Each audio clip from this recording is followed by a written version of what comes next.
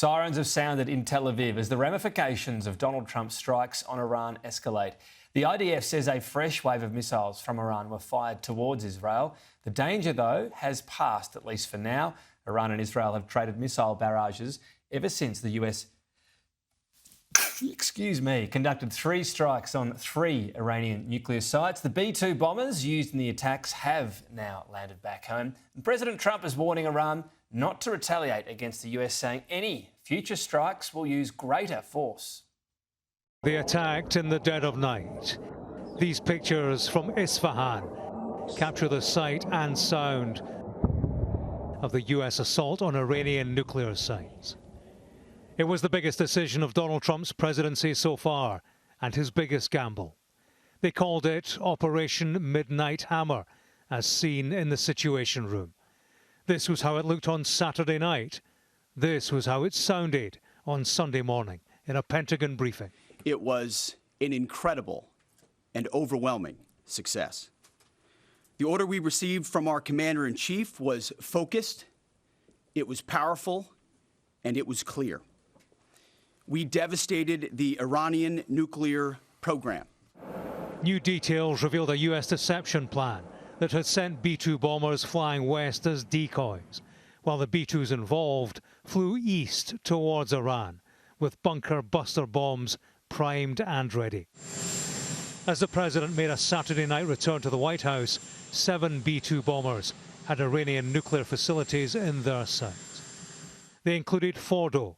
It's believed to be Iran's main nuclear enrichment site, deep underneath a mountain. MOP bombs, massive ordnance penetrators, were deployed here. Other locations were hit at Naranz and Isfahan. US nuclear submarines fired Tomahawk missiles. Tonight I can report to the world that the strikes were a spectacular military success. Iran's key nuclear enrichment facilities have been completely and totally obliterated. Iran, the bully of the Middle East, must now make peace. If they do not, future attacks will be far greater and a lot easier. The president spoke of total obliteration. His top military man revised that downwards, pending full damage assessment. All 3 sites sustained extremely severe damage and destruction. More than 125 U.S. aircraft participated in this mission, including B-2 stealth bombers, multiple flights of 4th and 5th generation fighters, dozens and dozens of air refueling tankers, a guided missile submarine, and a full array of intelligence, surveillance, and reconnaissance aircraft. After the strike, the Americans said this was about peace and ending Iran's ambitions to build a nuclear bomb.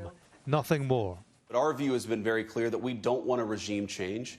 We do not want to protract this or build this out any more than it's already been built out. We want to end their nuclear program, and then we want to talk to the Iranians about a long-term settlement here.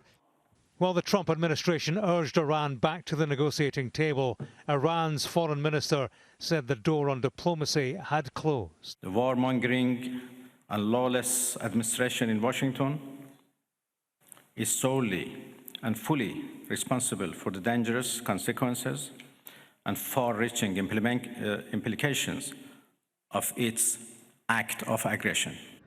After the American attack, strikes continued in Iran through Sunday, conducted by Israel. Its prime minister emboldened by a US ally joining the fight. His leadership today has created a pivot of history that can help lead the Middle East and beyond to a future of prosperity and peace. This is a conflict with many moving parts, moving civilians to fear for the future. Neither party are telling the truth about whether there has been contamination as a result of the strike. The task is not to allow this region to turn into another Chernobyl. I think the war is going to expand, even though people here in Tehran say it is going to end. I think the government may close the Strait of Hormuz. Attacking Iran is an intervention by an American president with unpredictable consequences. The US says it's in touch with Tehran, privately and publicly, giving it every opportunity to come to the table for talks and for peace. If this momentous decision has been criticised internationally, it has been domestically too. Many in the MIGA movement, which put Donald Trump in power, are unhappy at his engagement in a foreign conflict. Many in Congress are unhappy that he didn't inform them first. A world that waited for America to strike now waits for Iran to strike back. The United States has spoken of an attack of precision and certainty. Neither applies to what comes next. And Iranians have gathered to demonstrate against US strikes on the 3 nuclear sites, calling for retaliation. Fred Plaitkin filed this report from Tehran. There still is a lot of public anger unloading here on the streets of Tehran. Thousands of people have come here to Revolution Square, first and foremost to criticize U.S. President Trump and to vow revenge for those strikes on Iran's nuclear facilities. One of the interesting things that we're seeing on the ground now here is that it's not only conservatives and hardliners who are here, but also people who say they're normally quite critical of the Iranian government. Even if missiles rain down on my head, I will stay here, she says, and I will sacrifice my life and my blood for my country. This member of parliament says a lot of those standing here chanting slogans against the United States may have been critics of the policies of the Islamic Republic. But today, all of us are standing in one line behind the supreme leader. People now chanting death to America here at Revolution Square, and you can really feel how angry a lot of them are towards President Trump. Of course, the Iranian government has said that it reserves the right to retaliate for those strikes on the nuclear facilities, saying that it is their right to have nuclear enrichment. It is their right to have a nuclear program, and it's not something that they're going to allow the Trump administration to take away from them. And that is certainly also the sentiment that we're seeing here on the streets of Tehran. US President Donald Trump has hinted at a regime change to make Iran great again following the strikes on 3 of the country's nuclear facilities. Joining me now is Professor Armin Seikl, Middle East Studies Analyst, Emeritus Professor of Middle East and Islamic Studies at the ANU. Thank you for your time. Look, we'll go a little bit more in depth and make Iran great again, but in a short, condensed version, how would you describe the Iranian regime, perhaps before these attacks, how much deep-seated enmity there was towards it and how stable, I suppose, it was as well? Well, the regime was very well entrenched, although there was considerable amount of domestic opposition to it. But the regime had control over all the instrumentalities of state power and being able to maintain domestic security and domestic order, as well as conduct Iranian foreign policy. Of course, the American attacks would have an enormous psychological impact on the people, but it is very likely to actually unite the Iranian public behind the regime. That has been the history of Iran, that whenever the Iranians have faced an outside aggression in one form or another, they have united behind the regime of the day. In fact, there have been mass demonstrations in Iran in support of the regime. So my reading of the situation at this point is that the regime is still in control of the society to the extent that it really wants to. You talk about those opposed as obviously the authoritarian nature of it, but also corruption and mismanagement as well. As to the impact of these bombings, could there be other things, you mentioned the demonstration against, but depending on what happens from here, that there will be a charge against the regime that authoritarianism is supposed to also bring protection in the region, that if they're seen as so vulnerable now to not just the US but Israel, that protection hasn't come, they've failed to protect Iranian people? Well, I mean, I think they have been able to fire back and retaliate to Israeli attacks. In fact, the regime has demonstrated a capacity to inflict considerable amount of damage on Israel, just in the same way that Israel has also damaged, and perhaps even more extensively, Iran. So at this point, when you look at the Iranian public, because they feel very vulnerable, it is likely to unite behind the regime rather than cause an uprisings against the regime. But Okay. even if the regime unravels, then the question is what is going to come next, and what is there going to be a government which is going to be widely acceptable by the Iranian people? And Iranian society is a very complex society, and at the same time, it would be widely acceptable by the international community.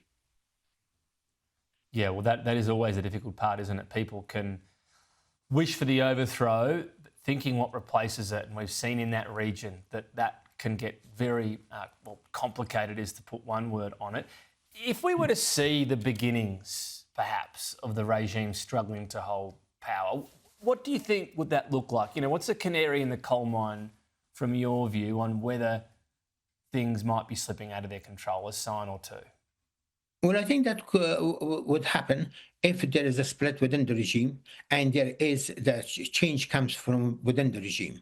I don't think that in the present circumstances, one could really expect the regime to unravel very quickly, and also there would be an uprising from within the ruling elite. I think they are trying to maintain control, and I think that's the way that probably is going to stay for a while. It is now a question of what Iran is really going to do in response to American attacks, and of course also whether they can continue the war with Israel. And that previously the obvious question would be, what about Iran's proxies? We know how weakened they are. The foreign minister of Iran is heading for a meeting in Russia. So what happens there? You know, Russia itself is very stretched. Could we see a situation where Vladimir Putin says, hey, Donald Trump, I've talked Iran back from the ledge, they're not going to retaliate and claim a win and say, you owe us?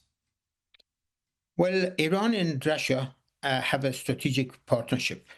And that's one of the main reasons that Foreign Minister Araghchi has gone to visit Putin to basically inform him what's happened, and also possibly inform him the kind of retaliation that Iranians are considering at this point. President Putin has offered to mediate between Iran and Israel, but of course we know that he himself is very much involved in aggression against Ukraine. And therefore, that really weakens his position as a mediator. But at the same time, he could really pick up the phone and talk to President Trump and say that, you know, it is very important for the United States to back off and for Israel to really back off, and therefore let Iran alone to determine its own future. Do you think we could see either the Iranian regime or any splinters of it try to have terror attacks perhaps carried out in the US as another form of retaliation? Well, I mean, that's always an option. I mean, but at this stage, the Iranians have got several options to exercise. I mean, one is to close the Strait of Hormuz, and that will cause enormous economic damage to the world. And a second option that they have to really play down the significance of the damage that American bombing has caused, and therefore not to really retaliate against American assets in the region, and therefore avoid a confrontation with the United States. And the third one is to really withdraw from the non-proliferation treaty. I mean, they always have that option, and therefore continue with their nuclear program in the way that they really wanted, but without any inspection from the International Atomic Energy. And the fourth thing is to really hit Israel harder, and they have already started that. I mean, you know, yesterday afternoon, Iran lobbed quite a number of drones and missiles into Israel as a form of revenge for the American attacks on the Iranian nuclear side. So I think that war is likely to intensify and continue. Yeah, that war rather than Iran trying to provoke the US seems to be more likely. Ahmed Saikal, appreciate your time today. Thank you. My pleasure.